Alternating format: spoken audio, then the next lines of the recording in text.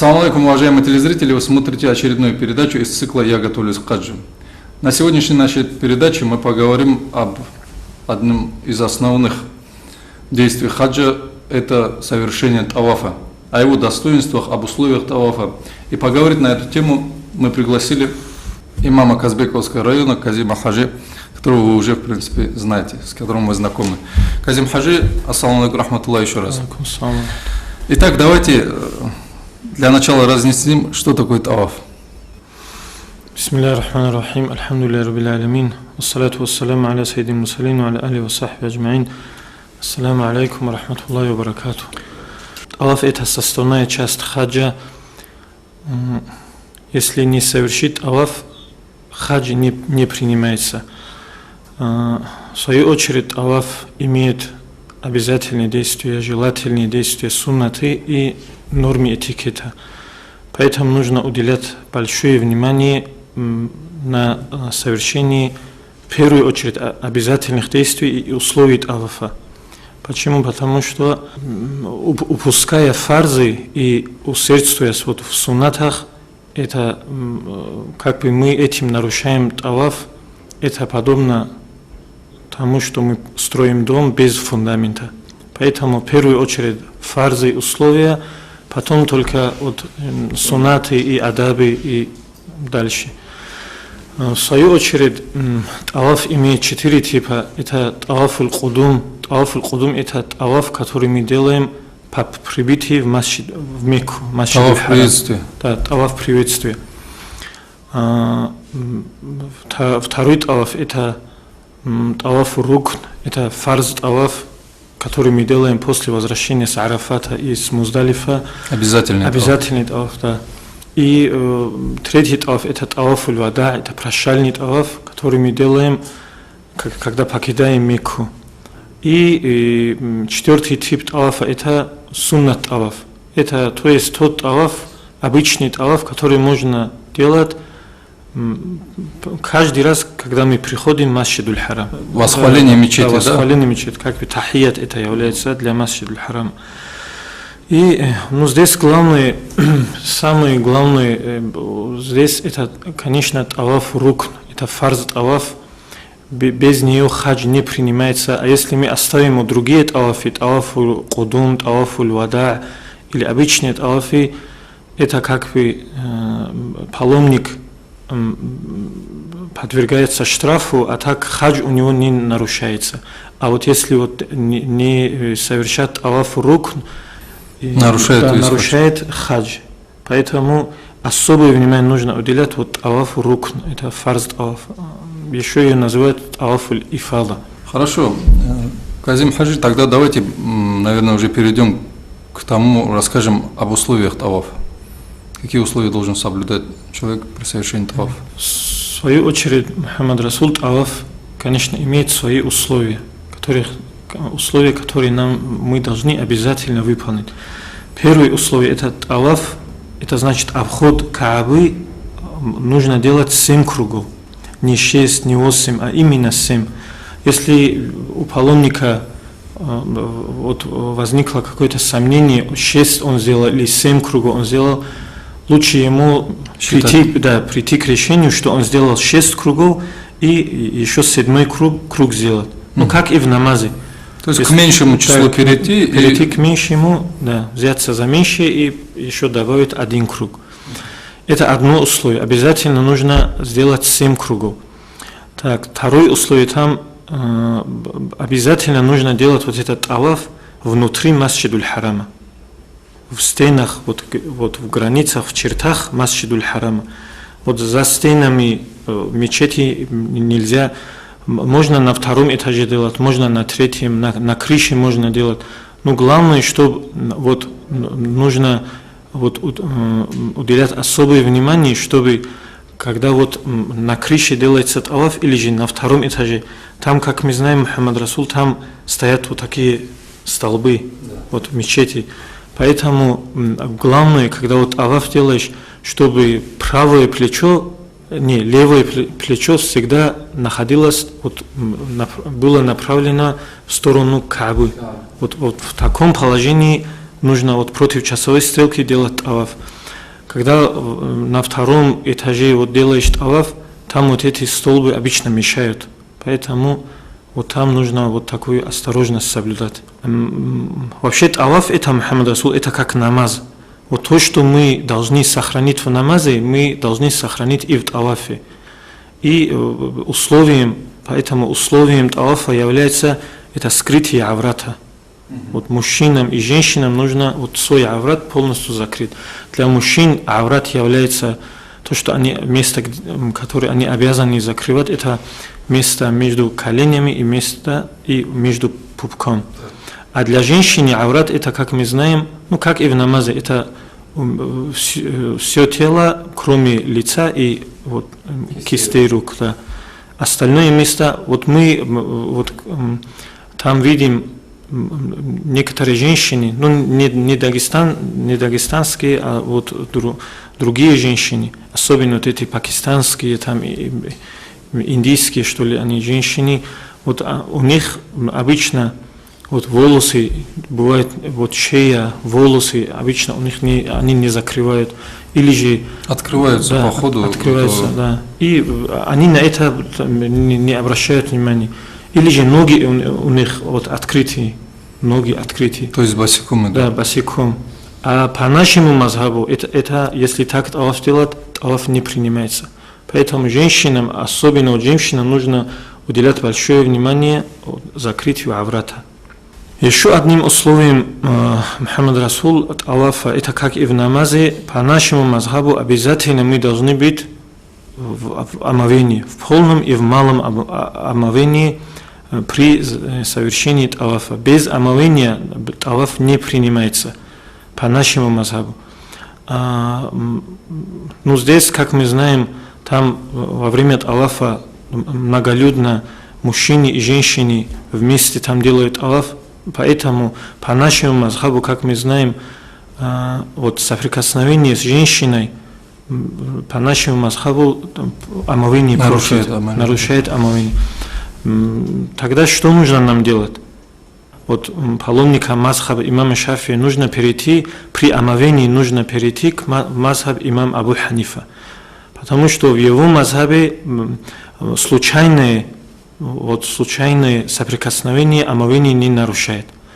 У них омовение нарушается в том случае, если ты дотронулся до женщины, будучи в возбужденном состоянии. То есть страсть определенная должна быть. А так случайное вот дотрагивание, у них омовение не портится. Поэтому нам нужно перейти вот в их мазхаб вот.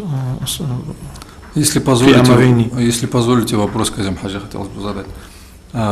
Достаточно ли просто сделать намерение на то, чтобы перейти в другой мазхаб, или надо еще как бы и омовение совершить по этому мазхабу? Потому что, насколько я слышал, по нашему мазхабу, допустим, масху когда делаешь, там достаточно и 3 волос, чтобы намочить. А у них, по-моему, 1/3 головы или 1/4 часть головы должна быть. Да. Конечно, просто намерение иметь перейти в другой мазхаб недостаточно. Обязательно нужно, когда мы... Даже вот это намерение не обязательно, Мухаммад Расул. Вот делать намерение, что я перехожу вот в мазхаб имам Ханафи, вот это намерение даже не обязательно.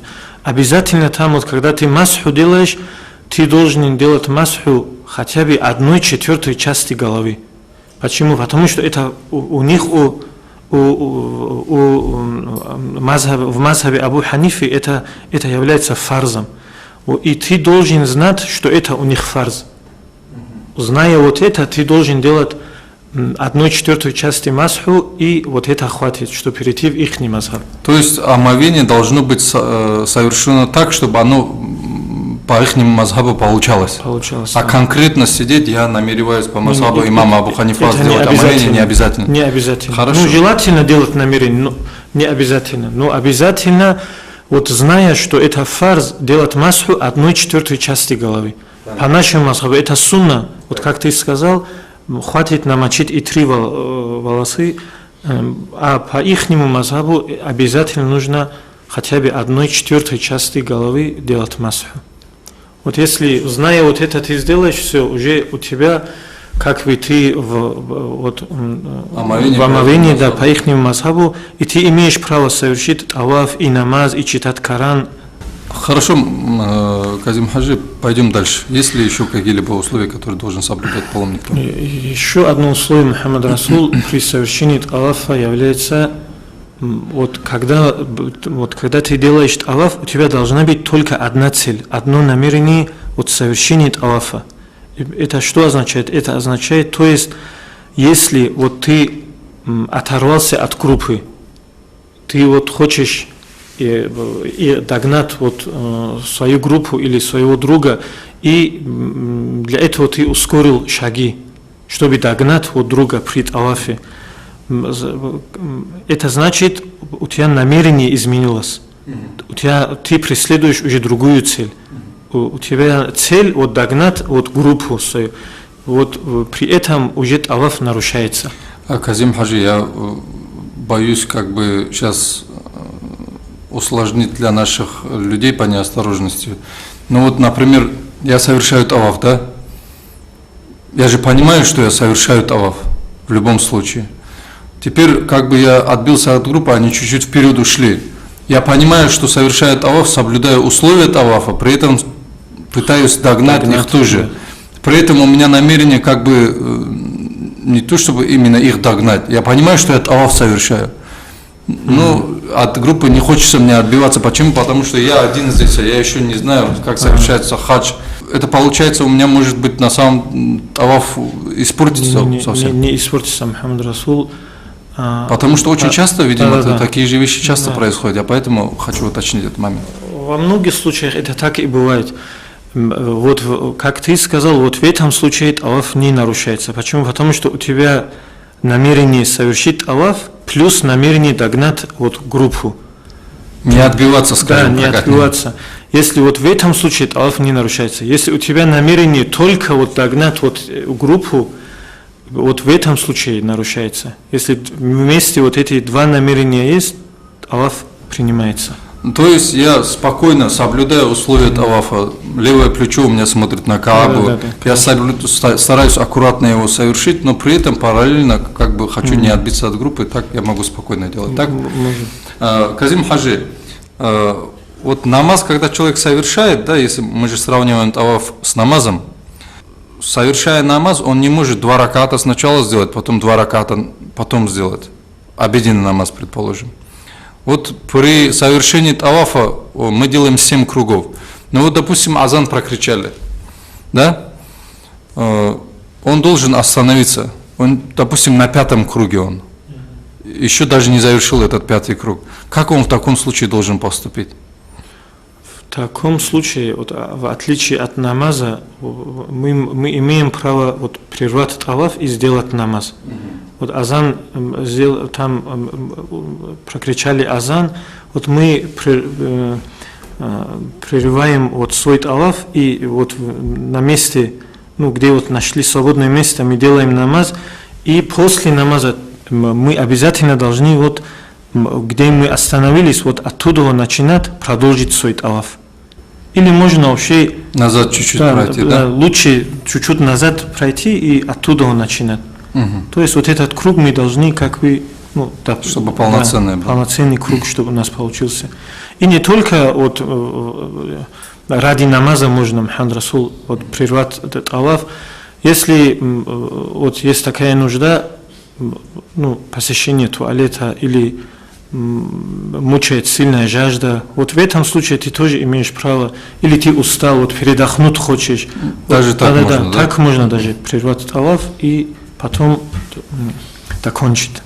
Хорошо, Казим Хаджи, давайте, наверное, перейдем уже к процессу совершения тавафа, как его необходимо совершить.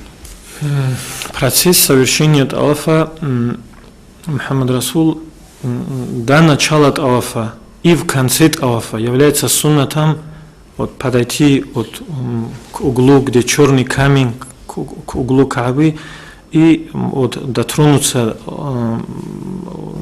до черного камня, поцеловать ее и ну, там дуа сделать.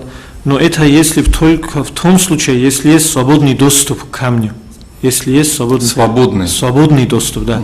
Вот расталкивая мусульман, вот пробиваться туда, это даже не то, что нежелательно, это получается греховно, потому что ты мешаешь вот другим паломникам делать таваф. Это греховно даже. Вот, даже во время пророка, вот, тогда мы знаем, как вы, конечно, был свободный доступ к камню для тавафа, там во время пророка многолюдно не было тогда. Вот даже тогда пророк говорит Умар асхабу, радийаллаху анху, пророк говорит: Умар, ты говорит, пророк, сильный человек, и вот когда ты подходишь вот к камню, когда ты дотрагиваешься до черного камня, ты не притесняй других, говорит пророк. Умар асхабу, вот тогда еще, когда было свободно, можно было подойти к камню, вот тогда даже пророк говорил Умару, чтобы он не притеснял других мусульман. По отношению к тавафам, Мухаммад Расул, намерение мы должны делать, вот если фарз таваф это фарз таваф, тавафуль ифада, если тавафуль кудум по прибытии, тавафуль вада, вот в этих трех тавафах намерение это не обязательно. Не обязательно. Почему? Потому что вот когда мы намереваемся совершить хадж, вот это все туда входит. Как и вот когда мы намаз делаем, намерение делаем для намаза, туда входит и намерение читать алхам и атахият, вот точно так же.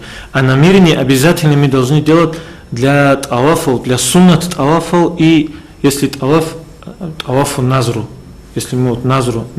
То есть сам себя обязал какой-то таваф делать. Да. Вот в только вот этих двух случаях нужно обязательно намерение делать. А в других случаях не обязательно, но желательно.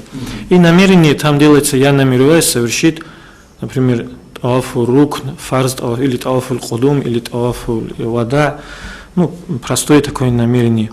И начинаем вот сперва, таваф обязательно нужно начинать, вот стать напротив угла, где вот черный камень, стать напротив нее и вознамериться, и вот оттуда начинать. И стать нужно сперва направив грудь вот к Каабе. Вот так ты делаешь намерение, потом поворачиваешься и направляешь левый бок к Каабе, и вот так начинаешь делать против часовой стрелки вот 7 кругов вот таким образом. Главное вот в тавафе вот когда ты вот начинаешь таваф, истилям, это тоже является суннатом, истилям это вот ты направляешь правую ладонь вот к черному камню и говоришь бисмилля Аллаху акбар и целуешь вот это свою ладонь. И это 3 раза желательно делать. И после каждого круга, вот когда ты доходишь до вот той отметки, которая против вот угла, где черный камень, вот при завершении каждого круга это является суннатом, вот делать вот этот истилям. Вот мы сказали о том, что надо грудью повернуться к этому черному камню. Но это возможно было, когда там была такая полоса обозначения того места, с которого начинался таваф. А я помню в свое время, провожая паломников в хадж, мой духовный наставник Саид Афанди Куддиса Сирруху, он обращал внимание именно на этот момент, то что этой черной полосы уже нету, с которого начинается таваф. И особое внимание он подчеркивал, что сейчас с грудью повернуться в сторону камня не получится. Почему? Потому что человек не знает, он предыдущий круг делает или последующий. Вот этот момент, если можно, прокомментируйте подробно. Это вот повернуться грудью, Мухаммад Расул, это только вот в начале тавафа. Вот ты точно знаешь, что ты еще не вот дошел до вот этой отметки. Там же примерно можно же вот сообразить, где вот эта граница проходит. Вот там вот намерение делается вот там, не доходя вот до этой отметки. Это только в начале вот повернулся вот к черному камню, потом сделал намерение, вот опять отвернулся, сделал левый бок к Каабе, и вот так начинаешь ты делать. То есть это только для начала? Да, и для начала, и в конце. Вот на что должны обратить внимание паломники, вот некоторые, большинство паломников даже вот в конце каждого круга делают вот это. Да, поворачиваются грудью к Каабе, делают вот этот истилям и начинают вот этот круг делать, следующие круги. А это большая ошибка. Этим он нарушает свой таваф. Это только в начале и в конце. Вот ты перешел вот эту отметку, ты точно знаешь уже все, ты перешел вот эту черту напротив черного камня. Вот тогда ты имеешь только право повернуться, посмотреть в сторону Каабы. Но это обязательное условие или желательное? Не обязательное. То есть желательно так сделать? И в начале, и в конце только желательно. Если есть сомнения, вот ты не знаешь, вот где проходит вот эта граница, лучше не чтобы не запутаться, лучше не поворачиваться. И вот этот истилам тоже после каждого круга вот это делается, не поворачиваясь туда, просто так повернулся вот лицом к Каабе, да, вот, и повернул ладонь туда, вот бисмилля Аллаху акбар сказал, и все. Казим Хаджи, если позволите вас вопрос. Вот человек, который едет в хадж, там столько вот сейчас желательных мест, в котором хорошо было бы прочитать дуа, там, так далее, так далее. Некоторые начинают увлекаться вот этим чтением дуа и забывают о том, что надо в определенных условиях совершать этот таваф. Насколько уместно будет во время совершения тавафа делать, допустим, свой вирд, либо таву делать, либо просто салават читать, либо, может быть, сердечный зикр делать. Потому что не все, там есть достаточно пространный дуа, я не хочу как бы достоинство этих дуа умалять, но человек в погоне за тем, чтобы прочитать этот дуа, он как бы забывает об основной своей цели. Вот насколько уместно будет делать либо свой вирд, либо салават просто читать, либо сердечный зикр читать, либо просто зикр совершать. Конечно, Мухаммад Расул, вот, как бы проявляя усердие в чтении дуа и этим вот оплошаться вот этих условиях и вот фарзах от тавафа, это, конечно, порицается. Поэтому там вот дуа читать это тоже не обязательно.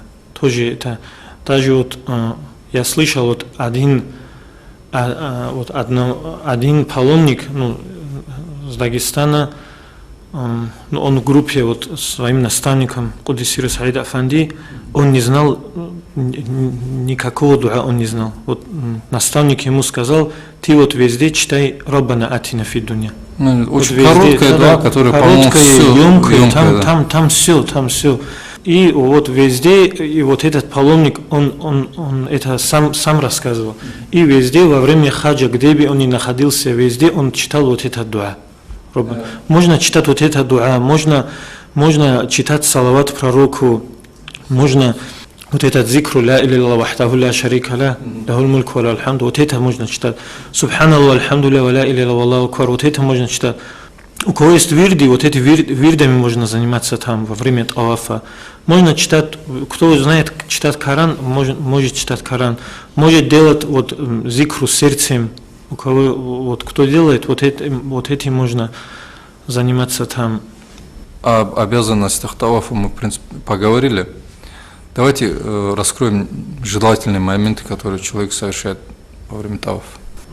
Желательно, Мухаммад Расул, при тавафе, вот когда мы делаем таваф, вот делать таваф вот мелкими шагами. Почему? Потому что вознаграждение нам записывается по числу вот шагов, да.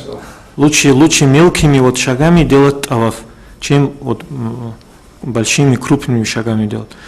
И когда делаем дуа, лучше, желательно протягивать руки, и нежелательно вот руки ставить за спиной при тавафе, или же вот на живот вот так поставить, на брюшную полость.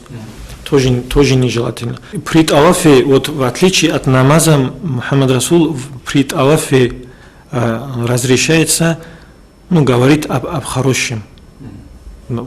Вести речь о хорошем, это разрешается. Вот там вот еще нужно обратить вот на это внимание.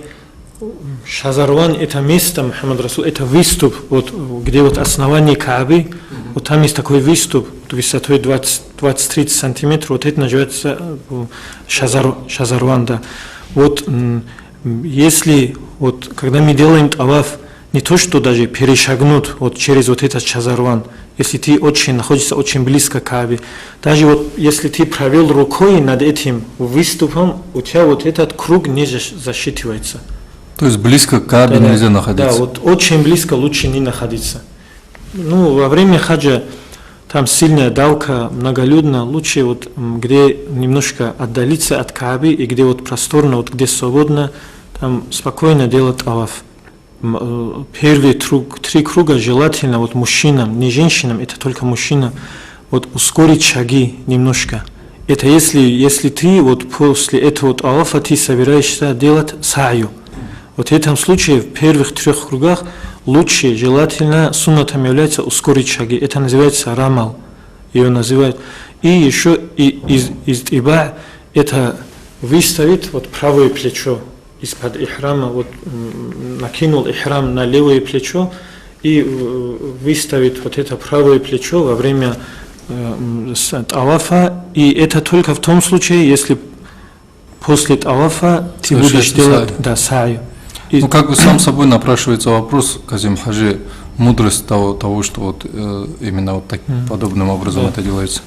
Вот мудрость вот этого ускорения шагов первых 3 и вот выставление правого плеча, мудрость заключается вот во времена пророка Мухаммада Расул, когда еще Мекка находилась у многобожников, у мушрикинов, саллаллаху алейхи, пророк вот заключил договор с ними, и он вот хотел совершить умру вместе вот с подвижниками. И когда вот они пришли вот в Мекку, вот эти многобожники распустили слухи, что Мухаммад идет к нам вместе с больными, с немощными, вот слабыми мусульманами. Вот, и пророк саллаллаху алейхи довел вот эти слухи до мусульман и сказал, да, вот эти многобожники специально пришли, когда они, вот эти мусульмане делали таваф, они пришли специально посмотреть на них.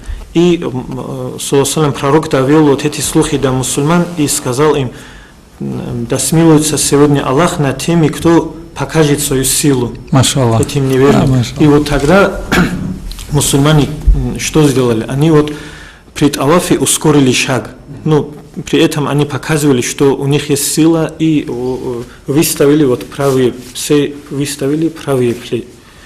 плечо, да.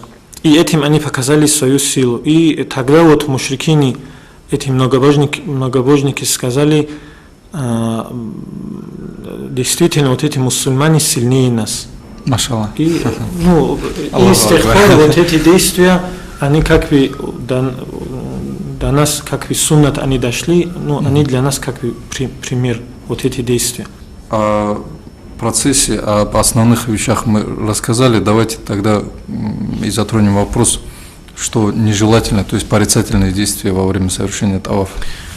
Нежелательные действия во время тавафа — это есть и пить. Во время тавафа это порицается. Порицается также Мухаммад Расул во время тавафа вот скрещивать пальцы рук или же вот так хрустеть ими, тоже это порицается. Если есть нужда посещения туалета или мучает там голод, сильный голод, там жажда, вот при таком состоянии тоже порицается совершать таваф. Ну, равно как и намаз. В таком состоянии тоже нежелательно делать таваф. Также порицается во время тавафа, плеваться, сморкаться тоже, это тоже порицается.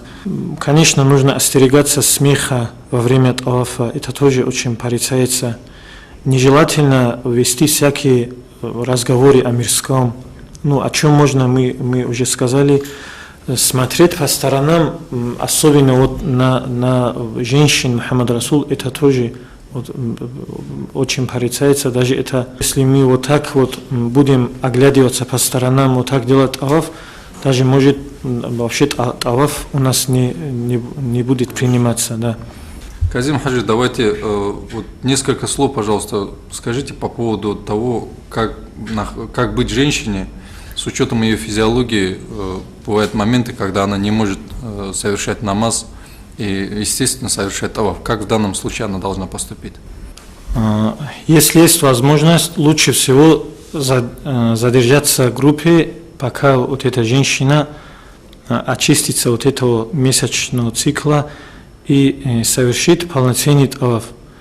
Даже Умар Асхаб, радиаллаху анху, даже он вот задерживал всю группу, пока вот женщины не совершат вот этот таваф. Даже неделю задерживал Умар Асхаб всю группу. Но если вот группу задерживать тоже, если не получается, то в этом случае женщина должна воспользоваться вот моментом вот между вот этим перерывами вот в месячных, или же выпить лекарства, прервать вот эти месячные и сразу искупаться, сделать омовение, пойти и сделать таваф. Или же,